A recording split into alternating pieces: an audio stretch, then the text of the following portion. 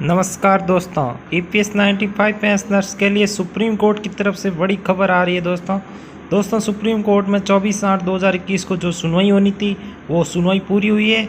और उस सुनवाई के बाद में honourable Mister Justice Uday Umesh Lalit and honourable Mister Justice Ajay Rastogi ने क्या बोला है ये हम इस पूरे वीडियो में जानेंगे। और कितना बड़ा फैसला आया EPS 95 पेंशनर्स के लिए, बहुत बड़ी खबर आ रही है और बहुत बड़ा फैसला आया है। इसको मतलब EPS 95 पेंशनर्स के लिए जीत बता सकते हैं कि चलिए पूरे केस की डिटेल्स पढ़ते हैं। इससे पहले अगर आप चैनल पर आए हो, पहली बार आए हो, तो चैनल को ज़रूर सब्सक्राइब करें और अपने दोस्तों को शेयर करें। चलिए दोस्तों देखते हैं। दोस्तों जैसा कि आप सभी को पता है कि ये सेरा के रिटायर्ड कर्मचारियों द्वारा लगाया गया है और ये EPFO के विरुद्ध है। डायरी नंबर सभी को पता है। तो पूरा हम केस की मतलब जो लास्ट लिस्टेड है वो 24/8/2021 आपके सामने बता रहा है। और ये बेंच नंबर ये 1 और स्टेटस मेन बात होती है इसमें। स्टेटस क्या होता है? स्टेटस ही इसका स्टेज है कि कौन सी स्टेज पर ये पहुंच गया है। तो ये स्टेज यानी पेंडिंग बता रहा है, स्टेटस पेंडिंग है, लेकिन मोशन हियरिंग यानी हियरिंग चल रही है। और ये पार्ट हियर्ड मैटर्स यानी जो मैटर्स जो थोड़े बहुत मतलब मैटर्स सुने हुए थे उनके बारे में चर्चा होनी बाकी थी, वो चर्चा हो गई है। और अब इन्होंने दोनों जस्टिस ने, माननीय जस्टिस ने, अब ये केस है जो कि refer to larger bench order date 24/8/2021 यानी इन्होंने इसको रेफर कर दिया है एक बड़ी बेंच पर जिसमें चीफ जस्टिस शामिल होंगे। तो वो हम दोस्तों ये PDF देखेंगे अभी। चलिए दोस्तों PDF देखते हैं। इसके अलावा ये कैटेगरी आप सभी को पता है लेबर मैटर्स है। और अभी हम देखेंगे कि जो टैग्ड मैटर है वो हमने पिछले वीडियो में देखे थे। जजमेंट ऑर्डर्स मैंने सुबह बताया था कि जजमेंट ऑर्डर्स है, उसमें 24/8/2021 का जो भी आएगा वो हम देखेंगे। तो ये देखिए दोस्तों जजमेंट आ चुके हैं। तो PDF डाउनलोड की हमने, ये दोस्तों PDF डाउनलोड हो गई है। तो दोस्तों ये PDF खुल गई है और इस PDF में हम पहले के जजमेंट नहीं देखेंगे, सीधे आज का जजमेंट जो ऑर्डर आया है वो ही देखेंगे। तो दोस्तों in the supreme court of India civil appellate jurisdiction inherent jurisdiction special leave petition, ये नंबर है ऑफ 2019। तो इसमें ये सभी जो हम डेली पढ़ते हैं वो है ज़्यादातर। तो हम सीधे आज का जो डिसीजन हुआ है वो देखेंगे। तो ये SLP नंबर जो भी सब मैटर टैग किए हुए हैं। और ये जो 25/2/2021 को डिवाइडेड किया था 4 कैटेगरी में, उसको अब वापस पूरा सॉल्व किया है। तो दोस्तों हम सीधे उसी पेज पर चलेंगे जिस पेज पर आज का डिसीजन इम्पोर्टेंस रखता है, क्योंकि इससे अगर मतलब इसके लिए एक अलग से वीडियो बनाएंगे जिसमें ये पूरा जजमेंट हम पढ़ेंगे।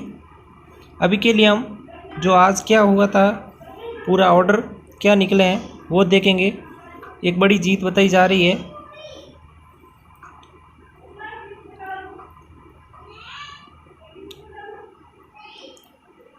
दोस्तों ये एक बहुत ही बड़ी जीत है आपकी, क्योंकि आपकी अब जो सुनवाई होनी थी दो जजों की बेंच पर हो रही थी वो सुनवाई अब चीफ जस्टिस जो कि मुख्य न्यायाधीश है वे करेंगे।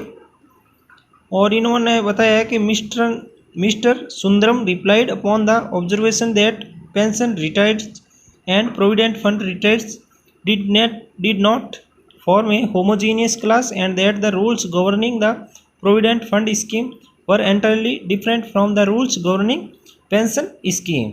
तो इन्होंने बताया कि जो EPFO के द्वारा जो स्कीम प्रोविडेंट फंड की स्कीम थी वो पूरी तरह डिफरेंट है कि जो पेंशन स्कीम के थ्रू होती है रूल्स, वो उसके पूरे अलग तरीके से उन्होंने बनाई हैं।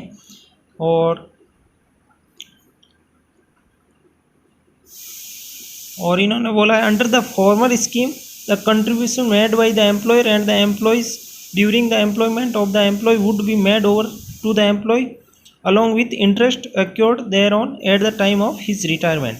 तो इन्होंने बताया कि जो कि फॉर्मर स्कीम के अंदर जो कंट्रीब्यूशन था कि एम्प्लॉयर्स कंट्रीब्यूशन करते थे उनको इंटरेस्ट भी दिया जाना चाहिए।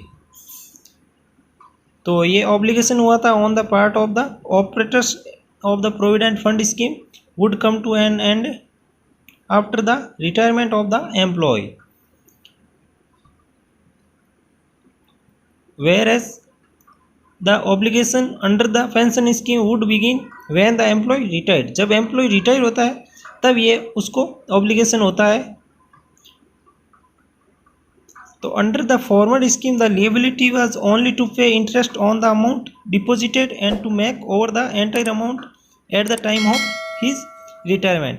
तो जो पुरानी स्कीम थी उसके अंदर ये था कि जो अमाउंट आपने डिपॉजिट किया है उसमें आपको इंटरेस्ट मिलता था और उसी इंटरेस्ट और अमाउंट पर आपकी पूरी अमाउंट पर रिटायरमेंट के समय पेंशन बनती थी। On the contrary in the latter scheme, बाद वाली स्कीम में it would be for the operators of the pension scheme to invest amount deposited in such a way that after the retirement of the concerned employee the invested amount would keep on giving sufficient returns so that the pension would be paid to the concerned employee not only during his lifetime but even to his family members after his death।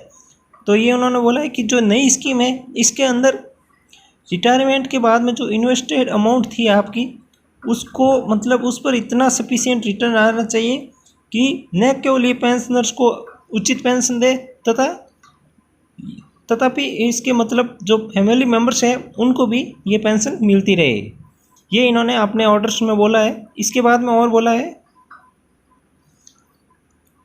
If the option under paragraph 11(3) of the scheme was to be afforded well after the cut off date it would create great imbalance and would amount to cross subsidisation by those who were regularly contributing to the pension scheme in favor of those who come at a later point in time and walk away with all the advantage। और ये RC. Gupta की जो कि मतलब RC. Gupta के decision के अनुसार था, रिविजिटेड करना है। और ये 9 नंबर पॉइंट है, these and the other submission touching upon the applicability of the principle laid down in the decision in R.C. Gupta go to the very root of the matter। अब उनको इस matter पर पूरी तरह जाना है। और sitting in A bench of 2 ways, ये देखिए फ्रेंड्स, ये इन्होंने बताया है कि सिटिंग इन यहाँ से यहाँ तक है कि अगर 2 जज की बेंच बैठेगी तो ये इस डील को पूरी तरह सॉल्व करने में असफल रहेंगे। तो इसके लिए इन्होंने ऑल ये जो मैटर है वो एक बेंच ऑफ एटलीस्ट 3 जजेज यानी 3 जज की बेंच के पास में ये मैटर भेज दिया गया है। और ये 10 नंबर ऑप्शन है कि जो कट ऑफ डेट है उसके अंदर आपको employee pension scheme and whether the decision in R.C. Gupta would be the governing principle on the basis of which all these matters must be disposed of. तो ये 11(3) paragraph के अंदर कट ऑफ डेट के अंदर सॉल्व होना चाहिए। और 11 number पे ये देखिए फ्रेंड्स, ये ऑर्डर्स कि the registry is there for directed to the place with these matters before the honourable the chief justice. ये देखिए फ्रेंड्स, चीफ जस्टिस अब सुनवाई करेंगे इस मामले की। तो ये बड़ी जीत आ रही है आपके लिए, बहुत ही बड़ी जीत है कि चीफ जस्टिस है जो कि अब आपकी इस केस की सुनवाई करेंगे और जल्दी फैसला देंगे। For request direction so that these matters can be placed before a larger bench. ये दोनों जजों ने आज का फैसला सुना दिया है और ये जो कि चीफ जस्टिस को दे दिया है, ये एक बहुत बड़ी जीत बताई जा रही है EPS 95 पेंशनर्स की। और चीफ जस्टिस इनकी सीधी सुनवाई करके ये फैसला सुनाएंगे। तो ये PDF थी, एक और PDF है दोस्तों, वो देखते हैं। तो हम वापस सुप्रीम कोर्ट की वेबसाइट पर आ रहे हैं। वीडियो लंबा होता जा रहा है, लेकिन जैसे कि आप सभी को पता है पूरा मैटर देखना ज़रूरी है। तभी आपको पूरा केस के बारे में पता चलेगा। लेकिन जो दूसरी पीडीएफ है उस पीडीएफ में आपको जो मेन टॉपिक है वही बताया जाएगा, जिससे कि कम टाइम में आपको पता चल जाए कि जजमेंट ऑर्डर में ये 24/8/2021 का ये हमने ये देख लिया है जजमेंट, यानी क्या जजमेंट निकला है, क्या फैसला आया है। और ये जो अब 24/8/21 का ये है आरओपी ऑफ मेन केस, तो ये देखते हैं। ये पहले डाउनलोड हो चुकी है, तो देखते हैं दोस्तों। इसमें इस केस के बारे में पूरी जानकारी के बाद में लास्ट में लिखा है इन टर्म्स ऑफ द